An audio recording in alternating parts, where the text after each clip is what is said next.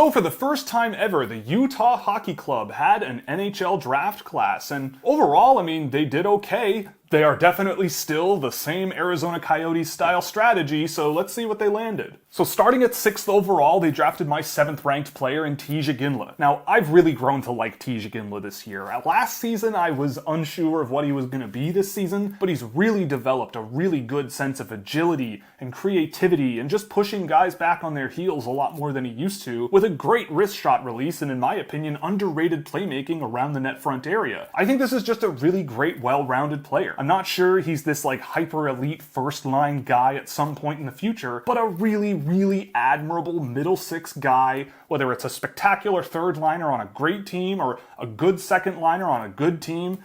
I think Teemu Ginla could slot in regardless of what he brings to the game. He brings a lot of everything. Physicality in a way that could work in the NHL, a shot that should beat goaltenders at higher levels, a skill level that can compete with anybody, and he's got a level of creativity that I think is really impressive. So kudos to Utah. I think they ended up with a really good player here in Teemu Ginla. At 24th overall, Utah traded up and got Cole Baudouin. Now, Cole Baudouin was ranked a little bit lower for me, but I've always felt that he's just a good player. He's a player that goes out there and puts his heart out there on the ice, and if you love players like that, then by all means, he's your guy. He takes the puck in his own end, he puts his shoulder down, and he barrels up the ice into the offensive zone, fending off anyone who comes in his way. He'll drop the gloves, he'll throw hits, he'll go to the net, he'll throw pucks in front of the net. He just keeps it really simple in a power forward kind of way that could work. He'll be as good as he is strong at the next levels of hockey, and I really do think that Baudouin could be a good NHL player at some point. Is he the most exciting player out there? Well, not particularly, but he does bring a lot of things to the game that I think will work quite well in the National Hockey League. And for a late first round draft pick, and maybe he's a third line sort of energetic, grindy guy who can drop the gloves if need be and be just one of those guys on your team, you could have done a lot worse. And so for them, I had him ranked a little bit lower, but I totally see where they're coming from with this draft pick. At 65, we're going to start to see a little bit of a pattern here that sounds familiar to previous Arizona draft classes. Sorry, Utah draft classes. And they went with Will Scahan of the U.S. National Team Development Program, and I've liked Will Scahan. I don't have much to say about him, but I just like him, if that makes any sense. I have nothing bad to say about his game. He's a really good skater, he's mobile, he keeps his game extremely simple, but it's very effective. He sits back a lot, but he sits back to bait guys in and stick check them at the right time. He's a physical player when he needs to be. He brings some interesting traits to the game, and while I had him ranked right around here, I might have waited a little bit to draft him, but I don't really mind that much because at the late second round, early third round, yeah, you're going to have something here, I think, with time and Scahan. It just might not be a huge potential player, but I do really like what he brings to the game and how he brings it, and he should be another big, tall addition to a big, tall defense group in Utah one day. At 89, they drafted another really tall defenseman in Thomas Lavoie of Cape Breton. I saw Lavoie a few times this year. He wasn't ranked on my list, and I wasn't really blown away with what I saw in Lavoie. But again, this is another one of those players where I think teams are betting on the frame and the development that comes from here, and maybe he goes somewhere. But I don't really have much to say about Lavoie because I didn't really write down a whole lot of things that I found notable, but he is a big player, and who knows, Utah may be able to extract something out of him with enough time. Up next at 96th, they drafted VTVion out of Finland, and personally I'm a really big fan of VTVion, and he probably would have been an interesting idea if I was at the draft table at this point in the draft. I'm surprised that Utah was the team that picked him out of all teams. He doesn't really seem to fit the mold of the type of player that they draft over the last few years, but he is a really good upside swing at this point in the draft, especially when he's the 5th player off the board for them. He's got really great mobility, quick feet to help him get around the ice really effectively, surprisingly more physical than you might think, which might be why Utah is intrigued by him, and I think he just brings a really good offensive toolkit to the game that he can also apply defensively pretty well as well. He was a guy that didn't really wow me a whole lot, but had a lot of really interesting tools that impressed me enough to put him in my top 2 rounds, so landing him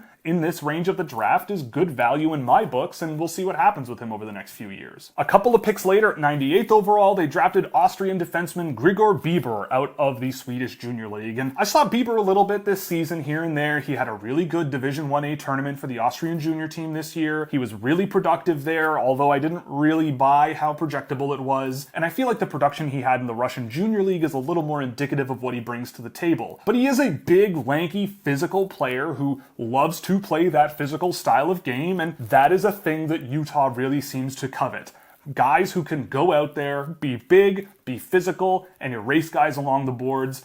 Bieber does have a little bit of skill that he can use in open ice to move the puck decently well, but this is more of an off-puck defenseman in my books that I did enjoy watching, but I'm a little bit surprised to see drafted so early. But he has the advantage of youth and the advantage of size, and in Sweden, the advantage of time, so we'll see what happens with him. At 103rd overall, Utah drafted Gabe Smith, and I went back and watched Gabe Smith, and honestly, I don't know what he is. I mean, he's very big. I just did not think that he would get drafted, but to pick him, I guess you're betting on his size. I wasn't a fan of this pick. There were a lot of players I watched this year that when I went back and watched Gabe Smith, I went, I'm not so sure about him in the 4th round or 5th round, but maybe Utah knows something I don't. He's a big 6'4" center playing in Moncton. Maybe there's going to be something there someday, but with Gabe Smith, I was a little bit perplexed after watching him since the draft because nothing really blew me away with him, and I probably would have gone a different direction, but they had so many picks. Who kind of cares, really, honestly? At 135th overall, they drafted Canadian World Junior superstar Owen Allard from the Soo Greyhounds of the Ontario Hockey League. And I liked Owen Allard, I suppose, but he just didn't really play a style of play or at a level high enough where I'm sitting there going, yeah, I want to take a chance on this guy and draft him in the NHL draft. He's not a bad player by any stretch of the imagination, but he's a guy who will be 20 next season and was a good player for the Soo Greyhounds this year and was a depth guy for the World Junior team in Canada that I don't think really stood out but didn't look out of place. We'll see what happens with Allard, and again, I am never going to say that it is impossible for a player to ever play in the NHL, but he just didn't really move the needle enough for me, especially as a 2-time re-entry player, to be a guy that I'm rushing to draft. Now we'll see what happens with Owen Allard. I am not in the game of saying it's impossible a player will play in the NHL one day. I just didn't see a player who moved the needle enough, especially for a 2 times undrafted player, for me to really push his name as an NHL draft pick.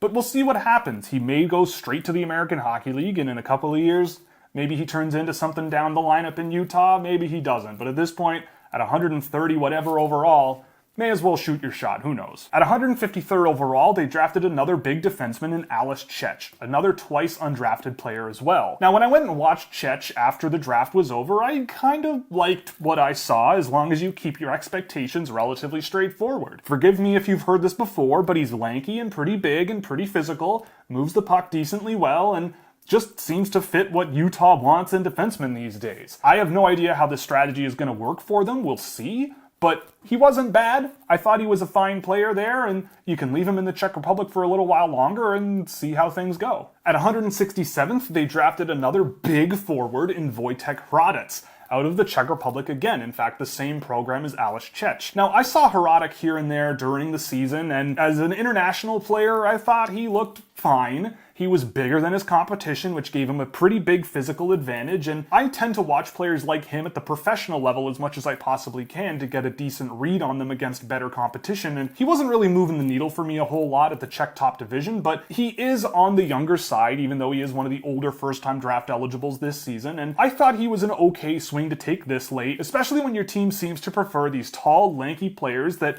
maybe with physical development turn into NHL-level players that can move bodies around and play good off-puck hockey and grind their way to a win. I can't say it's impossible. Hradec is an interesting one that I didn't have on my list, but I saw him a few times this year and thought, yeah, he'll probably get picked. He just has a long way to go, and that's fine. Their last pick of the draft was 190th overall, and they picked Ludvig Lofton, who split some time this year between Norway and Sweden. He played on the same team as previous Utah pick Gregor Bieber here and there. I didn't really see much with Lofton, to be perfectly honest. He was a bit of a clunky skater, didn't really seem to take ownership of much of the game when he was on the ice, just a very passive player. I didn't really see a whole lot out of him that I felt was really notable, but, you know, another big player that you can leave wherever it is he's going to play. and maybe you got something in a few years, but this late in the draft, you just pick guys you like. I wasn't huge on Lofton. Maybe they are. That's fine. But yeah, I mean, again, it suits their trend. So for me, the Utah Hockey Club gets a 2C. Now, I'll be very upfront. The direction that they seem to want to go with their draft picks, it's just a different philosophy from mine, and that's fine. I can accept that. I get it. You want to draft big players and see what happens with them in the next little while? Fine. I totally understand. I see where they're coming from. They just draft a lot of those guys, like a lot. And I wonder how that's going to work out in the NHL. Not in a way where I'm being critical, I'm just very curious at this point because so many of their players they draft are really, really big. But I will say I thought they had a really good first round, especially considering the type of team they very clearly want to be. Teemu Ginla and Cole Beaudoin are going to have all the physical tools necessary to be good NHL players, and I do really think that the rest of their draft class, almost all of whom are at least 6'2" by my measure, are interesting projects to bet on, and I think VTVion could be a really sneaky good pick in that range. I think he's a bit of a long shot to play good NHL minutes, but I think the talent profile is really positive there. So we'll see what happens. I think they have a very wide range of possibilities with this draft class, from a Ginla all the way to Lofton, so that kind of gives them the C grade for me, and I think that they could have aimed a little higher with a few of their picks, but in their books, I think they aimed about as high as they possibly can, at least if you're looking upwards because of how big these players are. We'll see how that strategy works out for them. It's not the first time they've done this, and I thought they did perfectly fine. So that's it for the Utah Hockey Club. If you liked the video, go to the description box and find our Fanatics affiliate link, where anything you buy in the store will give us a small kickback, or you could go to Scouching.ca, where a subscription will get you access to a private Discord server, as well as plenty of data tables for drafted and undrafted prospects, and exclusive blog content, and plenty of other cool stuff you can check out on the site. So from there, we go from the Utah Hockey Club to the Chicago Blackhawks, holders of the 2nd overall pick.